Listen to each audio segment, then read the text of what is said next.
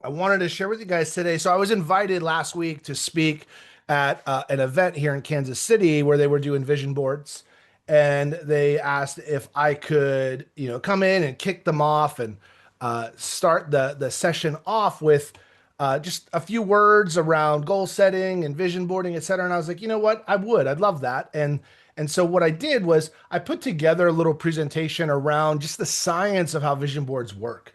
And as I was doing a little bit of research to put together my thoughts, one of the things that just kind of came to mind and came to the surface was we oftentimes do vision boarding and goal setting wrong. Like we miss a very big step that became really apparent once I dove into the research and the science a little bit. And so let me ask you, like, how many of you have ever done a vision board in the past? Raise your hand, give me a thumbs up, etc. Right? And so let me ask you, what did you put on the vision board? Give me an example or share with me what are some of the things that you put on the vision board? So I Car. go ahead, Ramil. I said like a car. Mhm. Vacations, out of debt. Yeah, we usually post the goal and result, the thing that once we hit our goal that we'll receive or accomplish or achieve. Right? Fair? No like here's the thing, no judgment here. Same. And what's interesting is when they talk about the science of visualization, what visualization harnesses is it stimulates an area of the brain called the reticular activating system, the RAS. How many of you have heard of the RAS in the past? And the RAS is that part of the brain that brings forward the things that we deem or we tell it that are important. It's the part of the brain that allows you to hear your kids screaming for you at Disney World. When there's a million kids screaming and you hear, Dad, Dad, it's like your brain hears that sound because it's important. It's the part of your brain that once you bought that car, you now see every the same color, same car everywhere, right? It's also the same part of your brain that once you took a class on investing and once you took a class on flips, you're now driving around going, oh, that's an absentee owner. That's, oh, the grass is high. The mail's piling up. Like you just start seeing things, right? Uh, the RAS is a really powerful part of the brain. Here's where they said that the vision boarding was incomplete, if you will.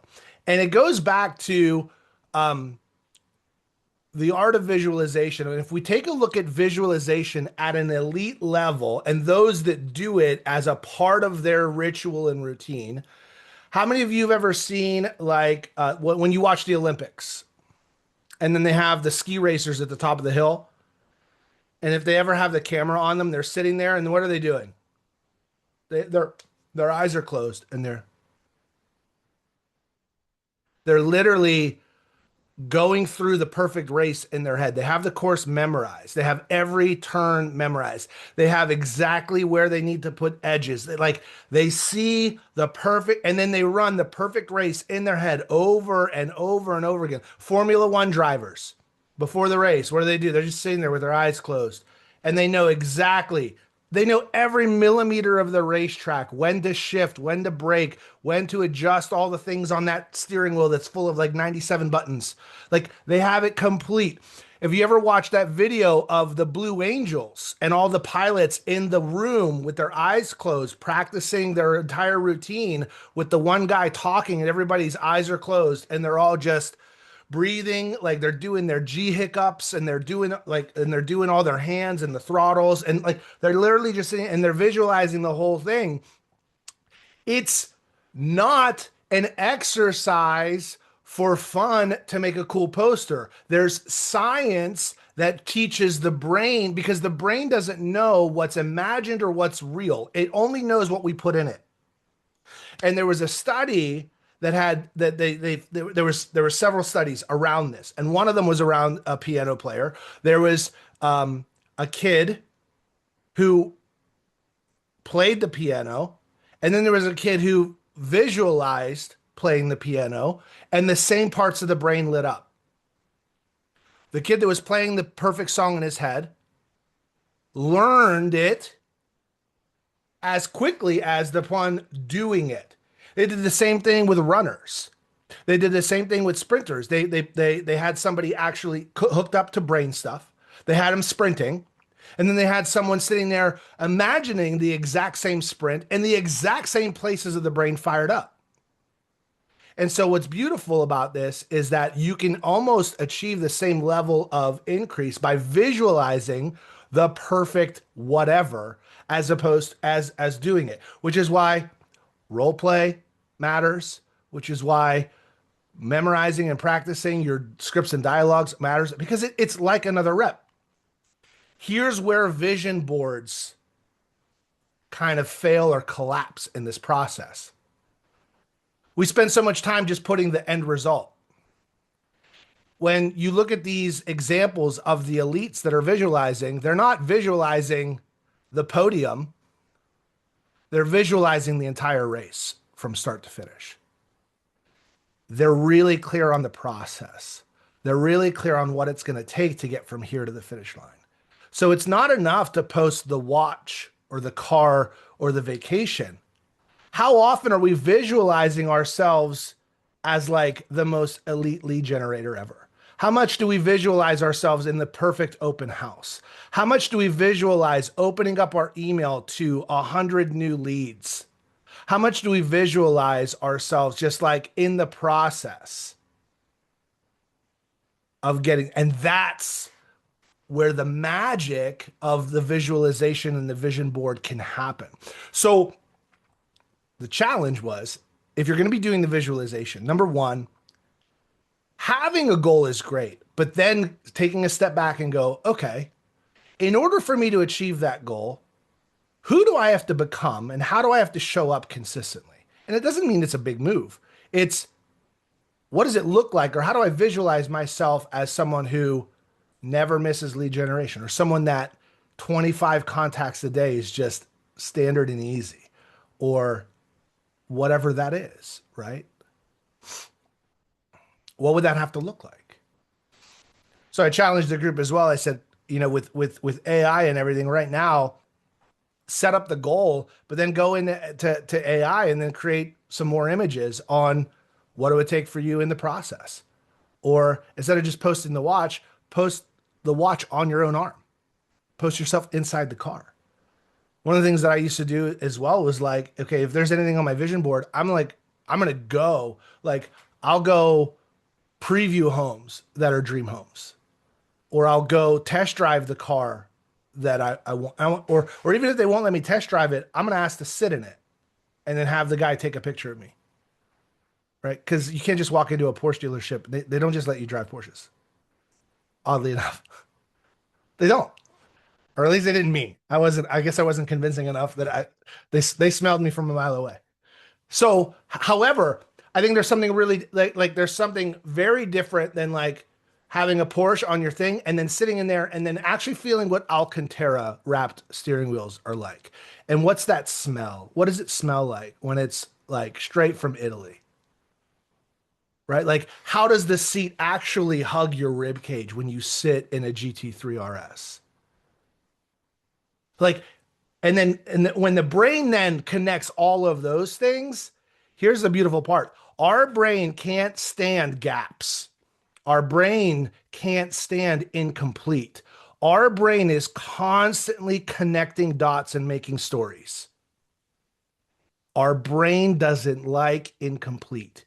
So when we give it breadcrumbs for what we want, it's going to do everything it can to connect all of the dots to get you there. It's going to connect all the things for you to start becoming aware of and seeing to get you there. It's going to make you start hearing the conversations that are happening around you that are actually opportunities in order to get you there. Right? If your vision is like I'm looking at my board right now, an organization of 450 agents. Now it's going, okay, what conversations, who am I missing? How am I, right? Like the brain wants to connect the dots to look at that. And so the other side of it is, if you've done a vision board and you've put yourself in the end result and you've thought about the process itself, what's the next step? What do you think? Once you've done those components, what would be one of the most important things in order for you to manifest and create that and turn that vision to reality? Take action. Yeah. And what's a really good way to ensure that you take action after you've done it? Like, let's say a week, 2 weeks, a month from now. Like to continue to take action, you mean? Yeah. Or Like what's the way continue, or to continue? continue, start, all of it. Yeah.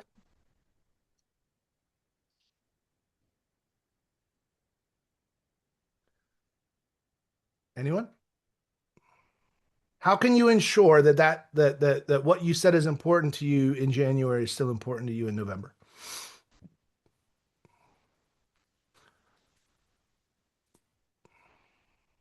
This right here may be the reason why we're struggling. Keep doing the visioning, keep envisioning it, keep doing the things. How do you ensure that that happens? Let me Make it a ask you, priority. where's your last vision board you created? Where is it? Physically. On my front phone screen. Okay. Put it to where you can't ignore it. I've got my stuff, like if my computer screen is here, my camera is right here, right behind it is my goal board. I look at it every day. I can't not see it every day. My lock screen. For me, my lock screen is my disc golf stuff.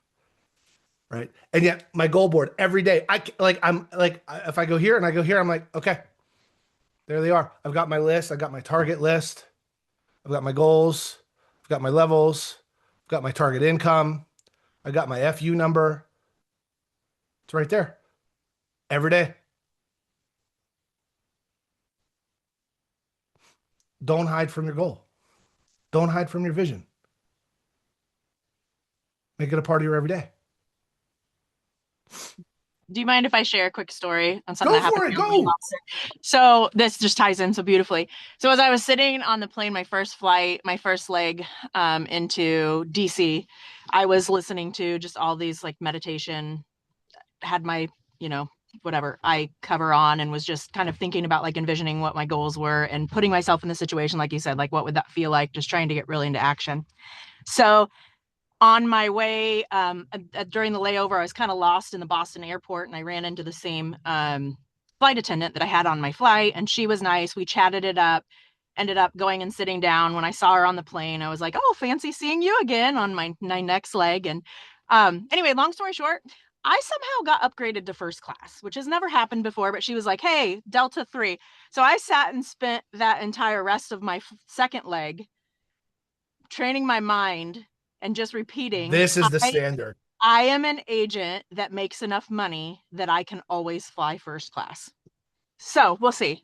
You guys are going to see me sitting in first class on the next flights that I have. But no, it was just funny because like I had been meditating on things.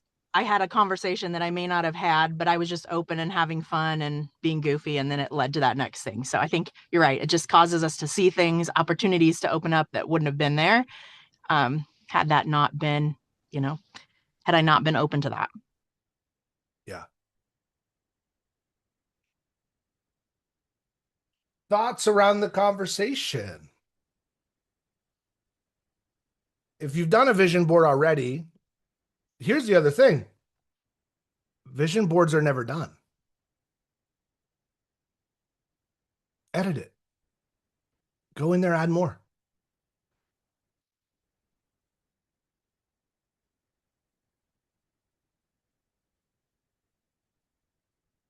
Look at it every quarter. Go in there and add, adjust. Get more clarity. If you see something throughout the day, online or otherwise, grab a screenshot, print it out, put it up there, or create a digital vision board with your screenshots and put it all If you together. make your goal, don't stop there. Make sure you raise it. Well, that's my opinion. I think also putting it, sharing it with somebody or putting it where other people can see it too. just a little extra, just that little extra to make sure that you're going after the things, make sure you're doing the things. The one part that I didn't really stress, and yet it's probably more important than anything else, is why does it matter? Like, why are these important to you? Right? Like, why is it important to you? Like, I still have on my vision board, you know, um, a Rolex Hulk Submariner. It's very specific. It's the green faced Submariner. And it's like, well, that's, some people go, well, that's a little much. That's why is that important to you? Number one, like, men don't wear jewelry, right? So, like, women, jewelry, and like, jewelry is an investment, precious metals, right? Rolexes, the cheapest you'll ever find them is when they're brand new. Then they just go up. Right. So it's an investment for my family.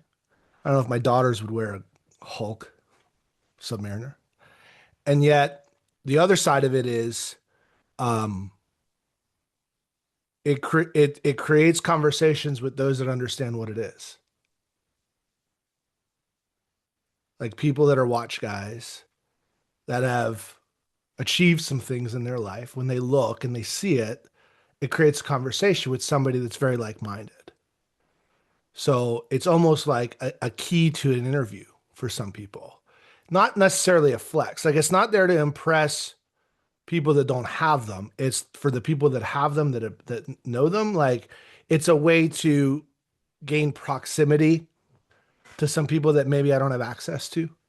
Like, I see it as that. That's why it's important to me, right? So for me, it's number one, it's a visual reminder of a milestone, of the ability to have achieved and compiled, and like, just it was like, hey, congratulations. Like, it's like, I like medals. I like that. Like, like, that's my brain tickles that way. Like, and so that for me is that, and that's why it's important to me, and that's why it's on my vision board.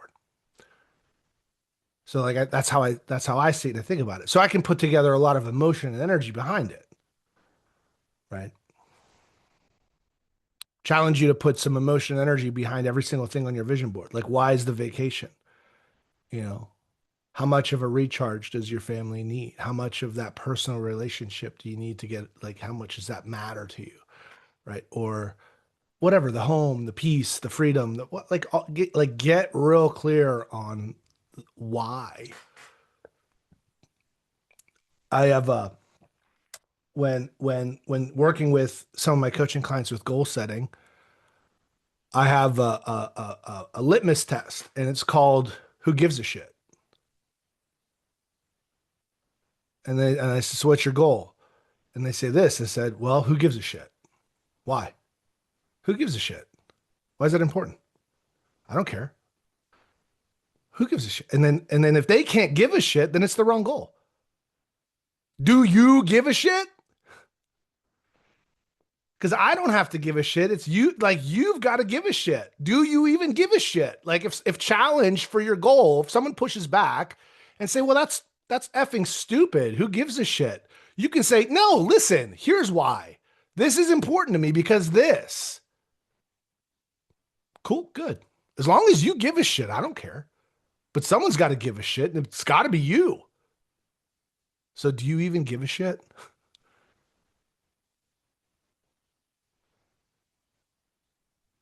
This Monday call always goes a certain kind of way. Yeah, I'm just envisioning the replay. We just need to add like numbers of how many times he said shit. Boing, boing, boing. Probably 6, 7.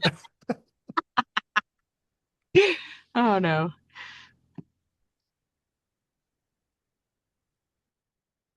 But really, like, what's funny is that I think it comes back to that statement. When you get up in the morning, do you give a shit? What's driving you other than, like, it's a task list, I got to get done? Cool. behind that though, do you actually give a shit? Like, is it important? What's it getting you towards? And like, let's not lose sight of that. It's easy to just get kind of stuck in the grind.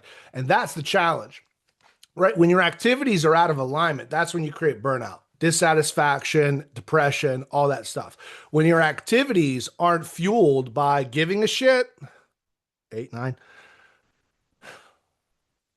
that's where everything starts to suck. And you're like, and then you go, well, maybe I need a different team. Maybe I don't know. Like that's when it happens.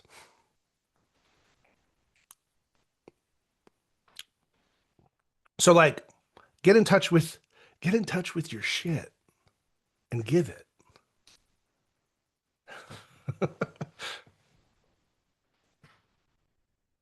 Reminds me of that one character in Zootopia where they go in and he's like the hippie camel. Is it what is that? No, it's a llama, like a hippie llama. He's like, hey man, it's like have a shit and then give it, right? Like, anyways.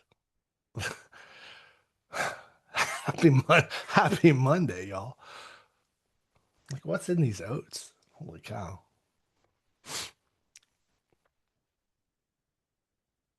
Final thoughts, takeaways, ahas from today's convo. We're 2 minutes in. What'd you write down? What are you thinking about? What stood out to you?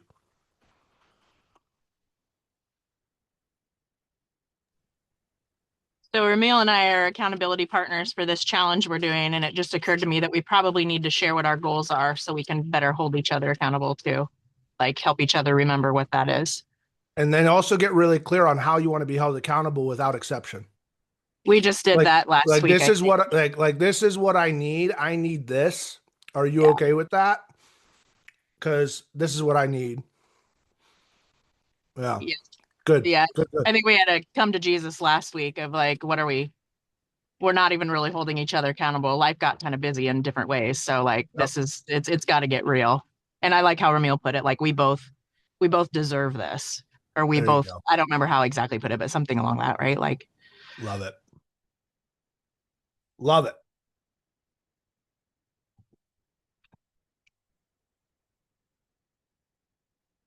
Anyone else?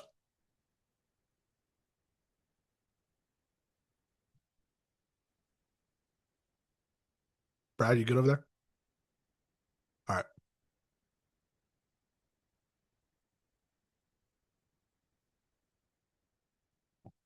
All right, guys. Cool. We'll see you next time. Same time, same channel. Later, y'all.